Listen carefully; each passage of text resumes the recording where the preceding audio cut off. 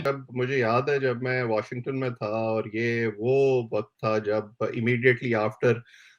उसामा बिन लादेन्स killing और बहुत कुछ हो रहा था, बायलैटरल रिलेशनशिप जो है वो बड़ा रॉकी था उस वक़्त और पाकिस्तान में किसी अखबार में जो है वो एक खबर छप जाती थी या वहाँ होने वाले एक मुज़ाहरे की तस्वीर यहाँ के किसी अखबार में छप जाती थी, जो चंद मौलवी इकट्ठे होके अगर मुज़ाहरा करते थे या टायर जलाते थे, तो फ़ौरन एक खौफ की फ़ज़ा जो है वो शुरू हो जाती थी कि जी। अब तो बस यहाँ टेक ओवर होने लगा है और ये वो वक़्त था जब हमारे यहाँ टेररिज़्म की वेव भी बहुत ज़्यादा थी। तो लोगों को समझाना मुश्किल हो जाता था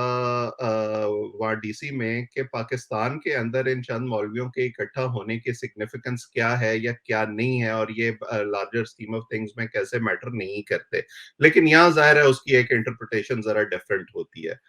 सो ये बात तो अपनी जगह ठीक है। दूसरी अगर आप इसको देखें, मैं बल्कि बयान पे तबसरा करने से पहले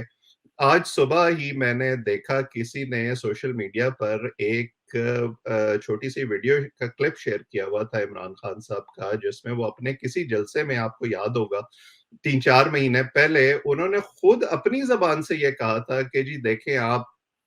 इनसे इन पे कैसे ट्रस्ट कर सकते हैं, आपके तो एटमी असासे महफूज नहीं है इनके हाथ में, वगैरह वगैरह। तो वो लिखने वाले ने ये लिखा कि जो बाइडेन ने यही बात सिर्फ अंग्रेजी जुबान में की है और एक गैर मुल्क में बैठ के की है, तो आप इतने हैरान क्यों हैं जब आप अपने मुल्क के अंदर इस तरह की बातें करते हैं।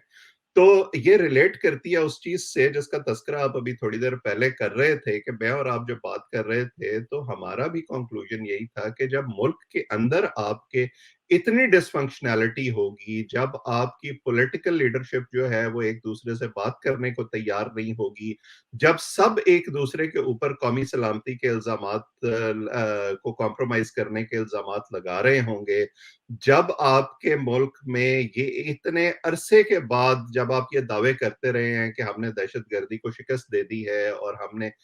कमर तोड़ दी है और हमने तालिबान को बाहर धकेल दिया है, उसके बाद दोबारा ये खबरें आनी शुरू हो जाएंगी कि सवात और खास तौर पर गिलगित बल्तिस्तान जैसे इलाकों में तालिबान दोबारा आ गए हैं। और अगर आप उस हिस्ट्री को देखें जो पाकिस्तान में है, ये एलिमेंट्स आपके जीएचक्यू को अटैक कर चुके हैं, आपकी एयरबेसेस को अटैक कर चुके हैं,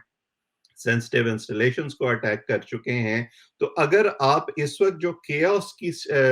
सूरत हाल पाकिस्तान के अंदर मौजूद है उसको इकट्ठा करें, तो जो पिक्चर उससे बनती है उस वेस्टर्न ऑडियंस के लिए, और मे बी उसको जिसको एड्रेस करने की कोशिश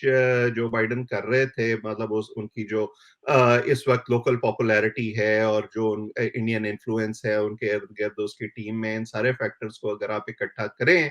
तो मेरा ख्याल है कि ये समझना इतना मुश्किल नहीं है कि जो कलमात उन्होंने अदा किए वो क्यों किए। इस बात से मैं इत्तेफाक करता हूं कि ये शायद कोई इतना वेल थॉट आउट डिसीजन नहीं था कि मुझे ये कहना है और इस तरीके से कहना है और इसके जरिए ये पैगाम पहुंचाना है पाकिस्तानी ऑडियंस तक। It was just off the cuff. और अब जाहिर है कि फिर